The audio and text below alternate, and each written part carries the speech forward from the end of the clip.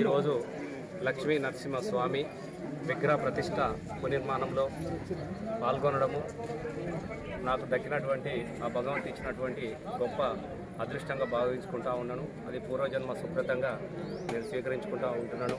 ఎందుకంటే పచ్చినూరు గ్రామంలో అనేక సంవత్సరాలుగా ఈ గుడి పునర్నిర్మాణం కోసము అనేక మంది దాతలు వాళ్ళు ఎంతో సహకరించారు. గ్రామ ప్రజలు సహకరించినటువంటి గ్రామ ప్రజలందరికీతో పాటుగా మరి ఈ విషయాన్ని నేను తొలిసారిగా ఈ గ్రామానికి ఎమ్మెల్యేగా వచ్చినప్పుడు అప్పటికి ఇంకా ఈ ఆలయము సగ నిర్మాణంలోనే ఉన్నది. దీన్ని పూర్తి చేయాలన్నటువంటి సంకల్పంతో ప్రభుత్వానికి కూడా మేము కొన్ని ప్రతిపాదనలు పంపడం జరిగినది. గుడి సహకారాలు అందించాలని చెప్పేసి మరి గతంలోనే 11 లక్షల రూపాయలు ప్రభుత్వ దేవాదాయ శాఖ నుంచి దీనికి శాంక్షన్ చేయడం జరిగింది. నిర్మాణంలో కొద్ది ఆలస్యం అవడంతో ఆలస్యమైంది.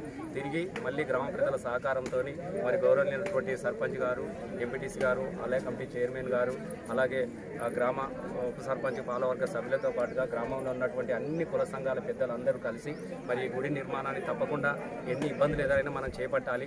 గుడి అసంపూర్తిగా ఉంటే ఊరు కూడా మంచిది కాదు. ఊరికి శుభం జరగాలంటే భగవంతుడు నిండైనటువంటి విగ్రహాన్ని తిరిగి మనం పునఃప్రతిష్ఠించుకోవాలన్నటువంటి ఒక గొప్ప సంకల్పంతో గ్రామ ప్రజలందరూ కూడా ఒకరు ఇద్దరు అని కాకుండా ప్రతి ఒక్కరు కూడా మరి దీనికి సహకారం అందించారు.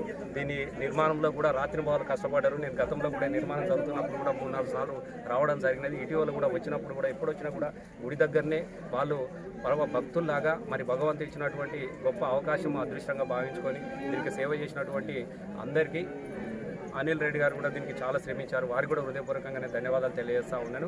దీనిలో పాల్గొన్నటువంటి మరి బ్రాహ్మణోత్తములకు వాళ్ళెంతో భక్తి శ్రద్ధలతోని ఈ పునఃప్రతిష్ఠింప చేయడంలో వారికి కూడా నేను హృదయపూర్వకంగా ధన్యవాదాలు తెలియజేస్తూ ఉన్నాను. తప్పకుండా అందరి ఆశీస్సులతోని భగవంతుని ఆశీస్సులతోని గ్రామంలో జరగాల్సినటువంటి అభివృద్ధి పనులన్నీ నిండుగా జరగాలని మనస్ఫూర్తిగా కోరుకుంటూ నాకు ఇంత గొప్ప